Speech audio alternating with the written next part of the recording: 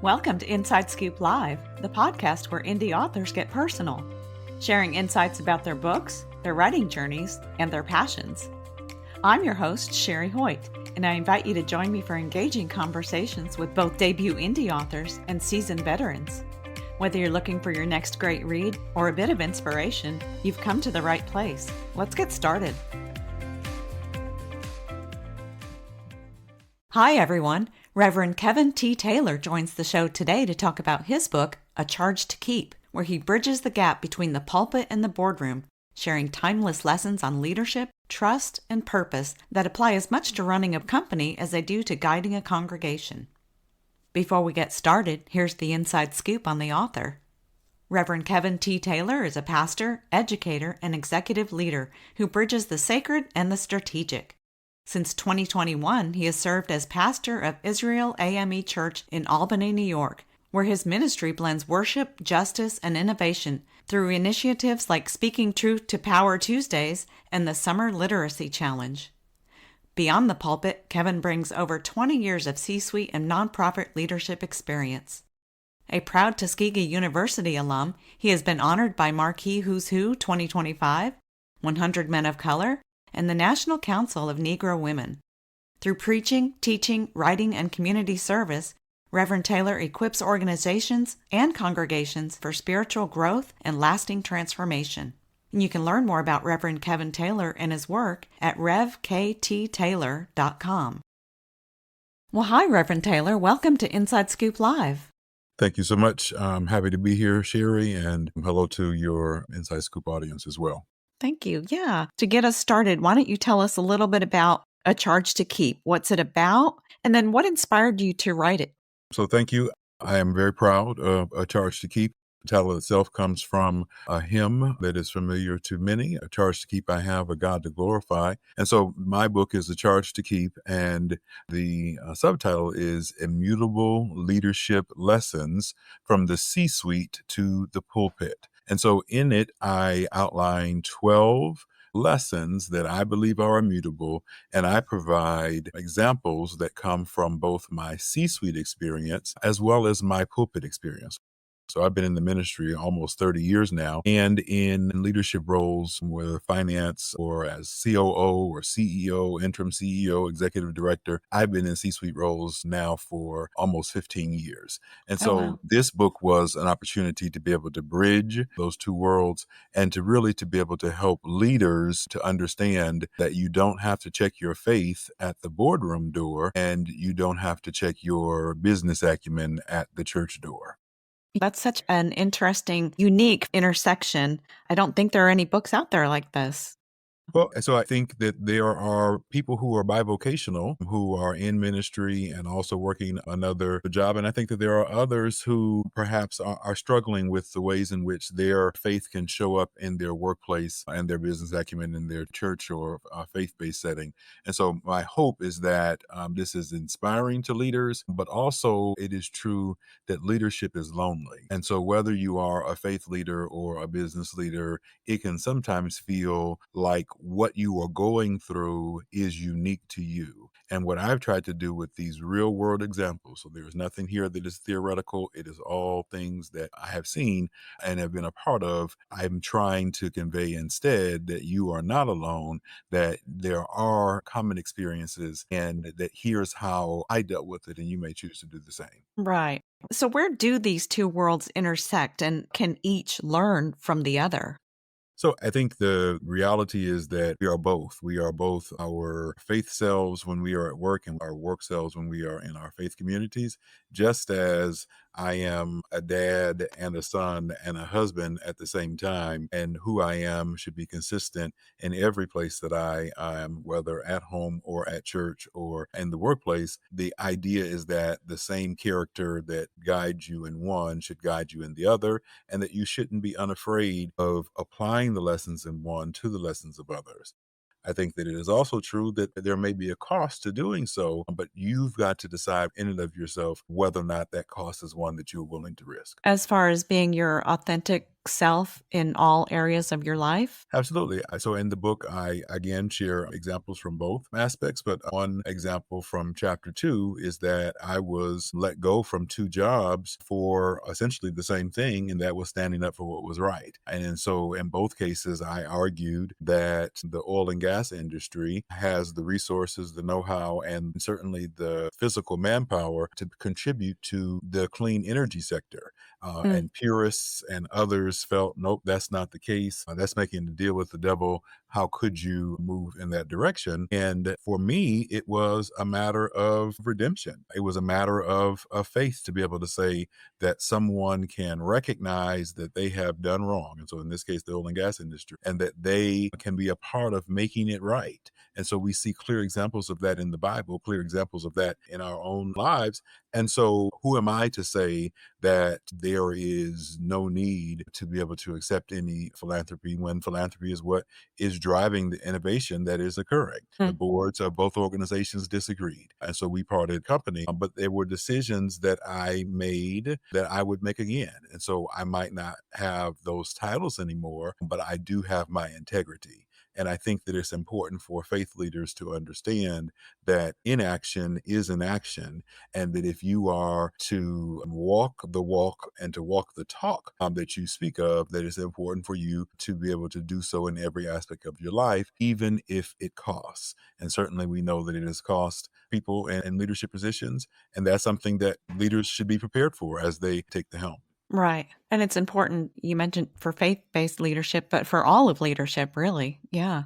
Yeah. Absolutely. And again, you don't have to be a faith leader to be able to access this book. You don't have to be a business leader to be able to access this book. The idea is that the concepts that are presented are so ubiquitous that they are things that people can pick up. And so that's why they are immutable lessons, because I think they do appeal to everyone. And this is not a book that start from the beginning and get to the end and say, great, I read this, on to the next one. Each chapter concludes with a summary and then a list of questions for you to be able to reflect in your own work. But then, just like, and I'm going to switch metaphors for a moment, just like the World Series just ended and football season is well underway, we know that there are different plays depending on what the defense or the offense shows you on the field. And so this is a book where the play that I called may not be the play that you need in this moment, but when the defense or the offense comes to you or comes after you, you now have a playbook, a resource to be able to turn to be able to say, yes, this is how I can deal with that situation.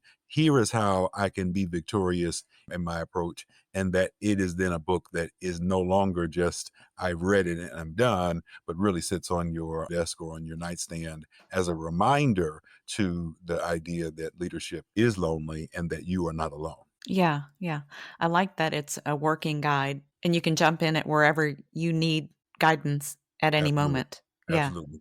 yeah. Now, early in the book, you noted that younger generations seek purpose in their work, and we all do, but I feel like the younger generation wants a more work-life balance, Mhm. or they're not so easily bought into the 9 to 5, I need to give my whole self to my work type of mindset. How has that changed the way leaders must show up today? I think it's an excellent question. And so, as I think about my own parents who are retired, both of them retired after 30 years in the same job. So, good for them. Congratulations. In 30 years, it will probably be 11, 12, 13 jobs that I would have had over the course of that time. And not because I am an unstable employee, but the opportunity to be able to use my gifts and to be able to hone my craft means that I've got to go where the opportunities exist.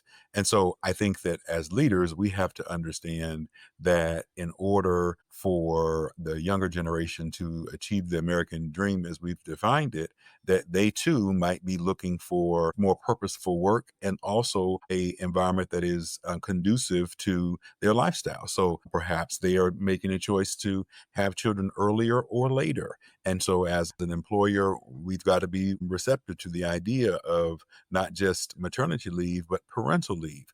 Mm. If the issue is that students are graduating with a major debt load, do our benefits offering recognize the idea that students are in debt, and are there opportunities for bonuses to be paid in terms of loan repayment? I think it is important to understand the challenges that not just the younger generation, but all of the applicants that are coming to the table are facing, and how we need to change the approach in order to be sure that they are willing to stay and able to stay, but also to be able to recognize that it is our duty as managers not just to keep our staff within the cage, but instead to be able to say, I'm going to give you the skills and equip you to be able to leave the nest and to fly.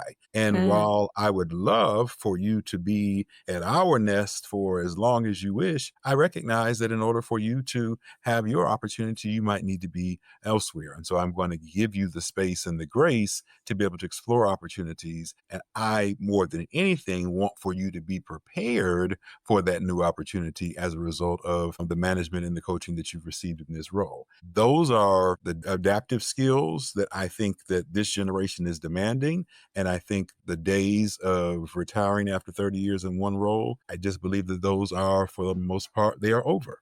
Yeah, and good for them wanting that change. Younger generation or any generation, like you said, it's more than a paycheck.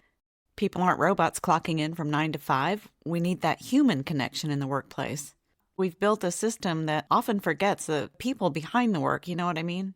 I do. I mean, so it's not about the widgets, it's about the people and what the impact is. And so not everybody is coming to the job as just a place to be able to coast and get the mortgage paid. Some are coming to make sure that the work that is being done is caring for the earth and that it is respectful of lines of difference. But the same thing is true in the church. Like, gone are the days where people go to church because the denomination of their childhood is the denomination that they want to be a part of. Instead, the church is also facing a challenge in being appealing to a new generation and to people who are not necessarily used to going to church every day. And so, again, in this book, we talk about how important it is to make the worship experience and the elements of the worship experience relevant. And so I talk about the idea that we send college care packages to our students, and we include in the care package a self-addressed stamped envelope, a thank you card for them to be able to send back to the church. Mm. Gives them the opportunity to express their gratitude. But for me, I get to read those cards during offering, and I can say, listen, we got a card back from, this student at this university, and they are thankful for the work that we have done and sending them this care package. And so you can see that your offering is making a difference. It's making a difference in the lives of this student and the 20 plus students. And so that is a compelling reason for you to give. This new generation is of the mind that whatever I have to give in terms of philanthropy, it can go to the church, it can go to the YMCA, it can go to the ASPCA. I can see those commercials and cry and feel like I want to be able to help. And so, but that's the same amount of money. I'm going to allot it with a different nonprofit every time. Whereas there is a generation before them that was much more, I've got to bring everything to the church and it is my duty. No young person wants to hear about a denominational assessment. They want to hear about the work that is being done and the ways in which their money are being used, so that you are then investing in something, not just in a building, a structure, a denomination. And I think that is an approach that pastors have to be able to change, just like we're asking managers to be able to change to the new realities. Yeah, I love that. I love just sharing that message with the entire congregation. It's empowering to everybody. Yeah. It really is. And so as we receive those types of things, as at Christmas time, we mail out poems to those who have lost loved ones over the course of the year. And as people send back their thanks or say, I really enjoyed the video that you did, or it felt good to be seen at a time of the year when everybody else is happy, but I'm actually not happy because my loved Mm. one is no longer at the table for the holiday dinner. And so you saw me and you understood what I was going through. And when I needed it most, you sent a piece of correspondence. And so when that letter comes back saying thank you, that is also something that I read and say, see, when we do things like that, we are impacting people that we may not even know. but their common experience is that they are experiencing loss during this season. And so we want to be cognizant of that, that not everybody is as cheery as it appears in the commercials. Right, right. Absolutely. One of the principles you highlight is trust but verify. Why is that idea so critical for leaders in both spiritual and business contexts?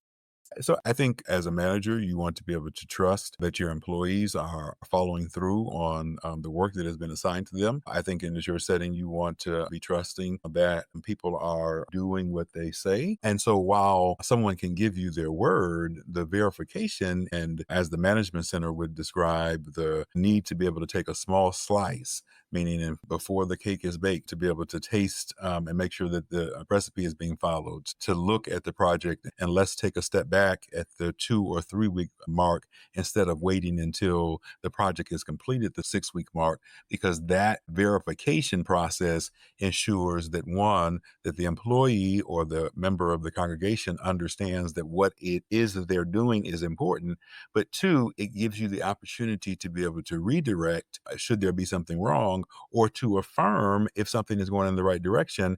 And that momentum has the ability to create the outcome that you had in mind. But if you're not verifying, if you're not checking, if you are just trusting that, yep, that person has the holiday play ready to go, and on that particular day it's going to be ready, and you've not seen it and you've not talked about it, and then you get there and you are disappointed that it wasn't there, did you take the time to verify?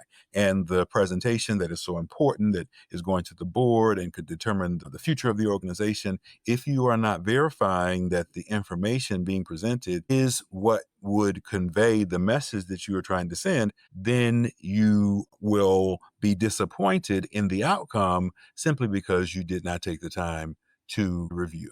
And so I think the broader message is the need to be able to check in, to be able to verify that unless you have put in writing what the deliverables were, handshake agreements only go so far and people's memories fade. And so you must trust and you must verify. Yeah.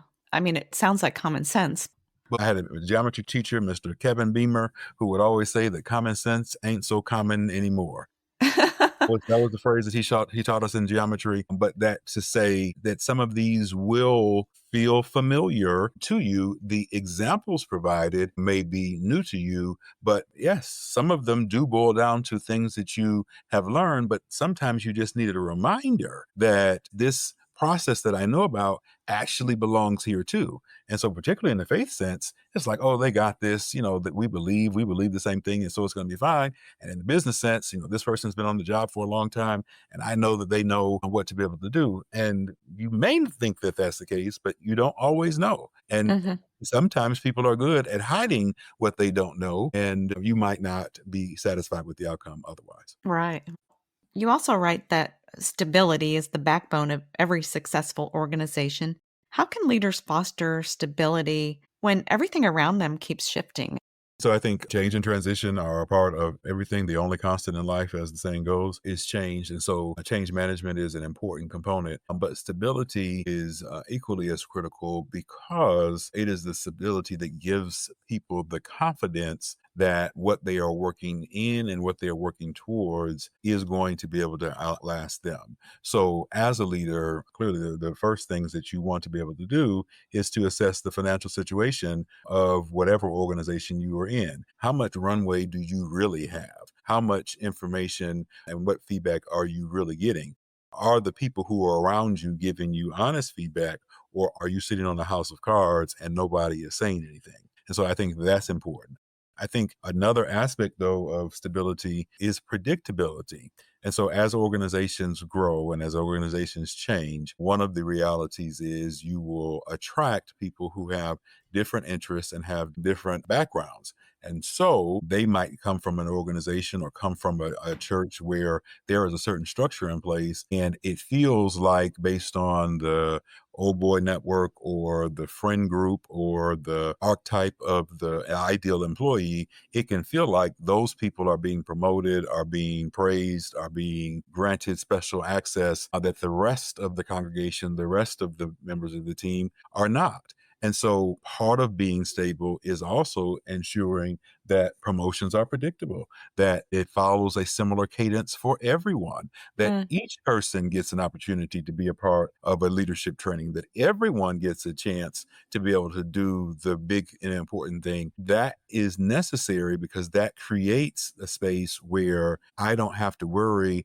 about whether or not my manager is on the end or I've kissed up to the right people. Instead, it is clear across the board. And as a result, I am now able to access the information in the same way as anyone else. And so now my merit actually matters, not just the relationships with my manager. yeah, yeah. I've never liked that term merit increase because it never really felt like one, you know?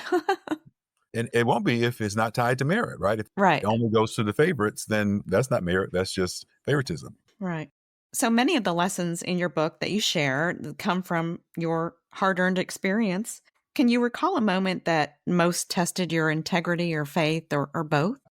So I can give you two. I've talked about one already, and that was when I made the choice about oil and gas. What tested my faith and patience in the same moment was when a member of the board of the second organization asked me whether or not I had personal ties to the company that I was advocating for. Like I was flabbergasted. Like my integrity is not for sale. I'm speaking as a human being, not as a paid employee of another organization. And so, like that one question really did hurt me as Mm, a part of that thing. But it wasn't the only time. Another situation that I describe in the book is I was leading a network of charter schools. We, as an organization, had to surrender our charter in a particular location. And so, in this case, we were in Massachusetts. We had two schools in Boston and one in New Bedford, which is a coastal community and is mentioned in the first chapter of Moby Dick. But that particular school was underperforming.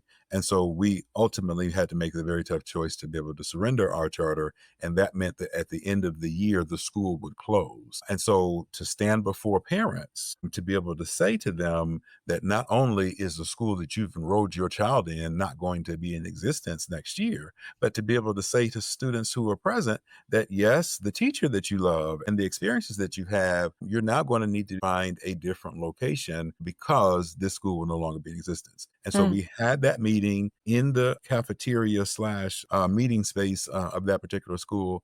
And when I say that I got cussed out, I am not exaggerating in the least. I mean, those kids and those families cussed me. Could you do this? Why is this? This is your fault. And I'm saying, like, I just got here. Like, I'm in year number two. This is not a problem that I started. This is a problem that I inherited. But I am the face of the organization. And so, yes, I am taking the brunt of it.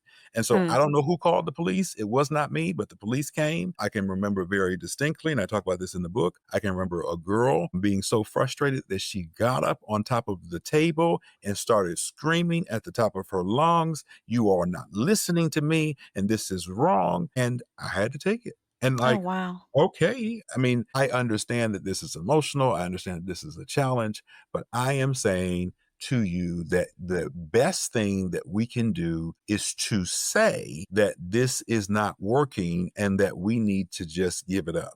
That's a hard lesson to learn, but that retreat actually came before the pandemic. And had we not made that choice, we would not have existed as a school because of the pandemic. And so sometimes doing the right thing is hard, but no, it has not been easy every step of the way. And there have been many tests of my leadership along the way.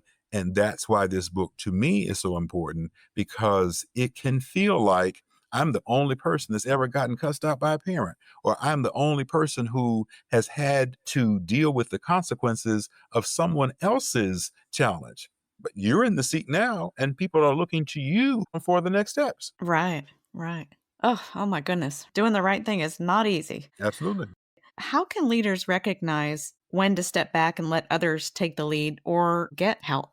I think that you're asking the right question. And I think that if a leader were to feel that she or he were irreplaceable, that they are not helping, they are a hazard. Mm, And I say that to be able to say that if you build your organization around any one person, that if that person wins the lotto and decides that they are going to step down, or, God forbid, are part of an accident or a health challenge or anything, if it is built around the individual, then it is not built to last, because we will not last always. But more than that, we are wanting to build organizations and build structures that will last beyond us. And so in the ministry, people die, people get sick. And so your favorite pastor may not be your favorite pastor anymore. And so does that mean that you don't go to church anymore? You're the leader of the organization and you get sick. And so does that mean that you can't take the time to recover because the organization wouldn't function without you? If that is the situation that you're in, then that again is not a help, that is a hazard. And so I think that it's important for leaders to be able to understand that succession planning is okay, exit strategy is okay, and to have those ideas written down, without hesitation, and that they can be easily accessed by the board or by others to know what to do in the event of emergency. Like, we plan for our children to know how to get out in the event of a fire.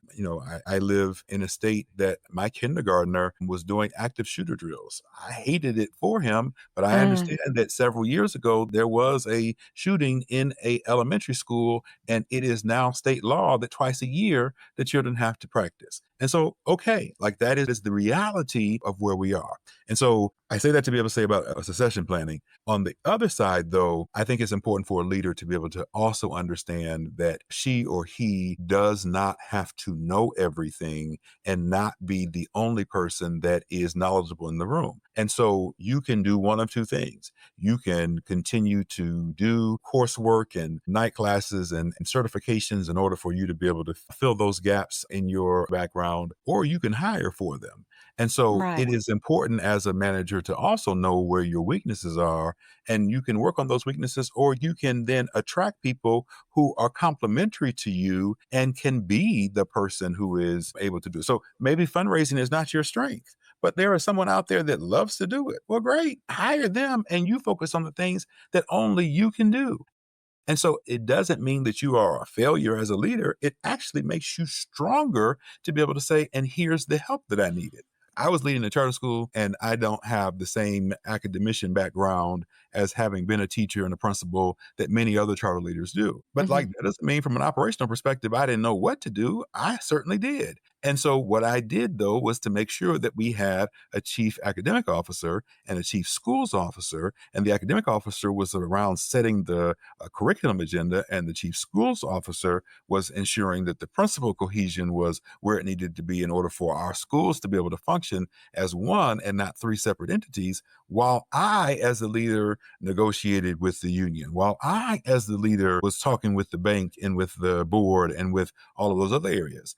And so I could say, well, I'm going to go and I'm going to learn to be a academic coach. Or I can say, okay, that's a great one over there. I can check in with them. I can trust and verify with them. And I can believe that that work is happening while I'm doing the work that only I can do. And I think Yeah. that is the frame that a leader must have in order to be successful. Yeah. It's just too much to take on all by yourself. Absolutely. And so don't try. Don't make yourself think that burning the candle on both ends is going to result in more light. It's not. It's going to result in your longevity being shortened. Your chapter on diversity, you call DEI a marathon and not a sprint. What does that long term commitment to inclusion truly require from leadership? So, as a person of color, this was a chapter that I approached delicately. One, because it touches on a number of sensitive topics that have both been in the news and in the way in which people choose to operate and navigate the world. Mm, What I am suggesting is that every news story and the support or disagreement with every news story is not evidence of your commitment to diversity. It is just the thing that is in the news. mm, I speak specifically of the George Floyd murder and the national outcry as a result. And so I'm saying, well, it's easy to be able to see why that was wrong, but are you understanding the microaggressions that are happening every day? And will you support me when I raise the flag about those? And so a mm. sprint says, it's one and done. A sprint says it can just, pour a lot of energy into this thing, and then I've absolved myself from my guilt and I can move on. But a marathon runner and a person with the lived experience of what racism looks like or what not having a seat at the table looks like, their lived experience continues on even after the news has chosen to focus on other things. And so I'm still running, experiencing this pain. This is still my lived experience. And so your attention, only when it warrants a national attention, is actually not helpful in being able to be able to solve this problem. And so I quote in the book from Dr. Beverly Tatum. She is the former president of Spelman College in Atlanta, but is also a researcher and has written a book called Why Do All of the Black Children Sit Together in the Cafeteria? And so Mm. in this book, she explores the idea of racism and she describes it like the moving walkway that is in the airport, right? And so all of us have been on that walkway. It is a welcomed sight when you have to get from terminal to terminal. But what she describes there is that racism functions like the moving walkway. It is going in the direction of racism. And so if you are to be anti-racist, if you are to be able to fight the patriarchy, if you want to change the system, you've got to actively move in the opposite direction. And so that means double the work, double the time, but it also means working harder. And so if we are to be anti-racist, if we are to be diverse, we've got to work double time in being able to turn it around. And that's tiring. That's hard. But that's why it's a marathon and not a sprint. Because if it was just a sprint, it would be solved. But it Right. hasn't been solved. And so we've got to keep at it. And so that's where we've got to look at these things through the lenses, not just of have I given opportunity to a person of color or a woman and not a man when I was interviewing them, but like, what does my interviewing process look like? Who are the vendors that we as an organization work with? What is the archetype of our organization? And what happens if someone didn't go to the local university and came from a different state? Is that person no longer welcome, or is that person not able to be a part of the clique? These are all the things that make it so that we can appreciate the lived experience of others and understand not that our way is the only way, but actually that there are multiple ways to be able to solve a problem. So also intentionally diverse means not allowing groupthink to take over. Someone's Mm. just going to yes the manager just because they're the manager. That diversity of opinion says, actually, I think we should go in this direction instead. And if someone says, because you disagree with me, you're not loyal, why would that be something that we would want to be able to tolerate? I might be helping to make the situation better simply by helping us to redirect in a way that is going to be more beneficial for the outcome. But if we're not willing to have those conversations and we're not willing to have voices at the table that differ from our own, what comes out would not be nearly as strong. Yeah, yeah. And I love that analogy in that book too, because try getting on that walkway, that automatic The wrong way. walkway, Yep. and running in the opposite Yep. direction on it. It's not easy. It can be Yeah, done, but it's not easy. And the idea that racism is the moving walkway is really a great visual to understand that doing nothing is actually continuing to perpetuate the thing that you say that you wanted to change. right. Where has most of your feedback come from on the book? Are you getting more spiritual leaders or business leaders or both? It's been both. And so in the church space, it's not just been pastors, it's been laity, it's been people who are, in the leadership role in their family, not just Mm. in a traditional sense. So that's that community. But I was actually in Houston last month for a faith conference, around 200 people in a space in Houston, talking about the need to be able to practice their faith within their workplace. And so here are leaders in oil and gas who are together saying that, yes, it is okay for us to identify ourselves by our faith and for us to be able to use our faith to be able to guide our business. I actually reached out to them on a whim. I happened to see on LinkedIn that they were having the conference. I said, this would be perfect for my book.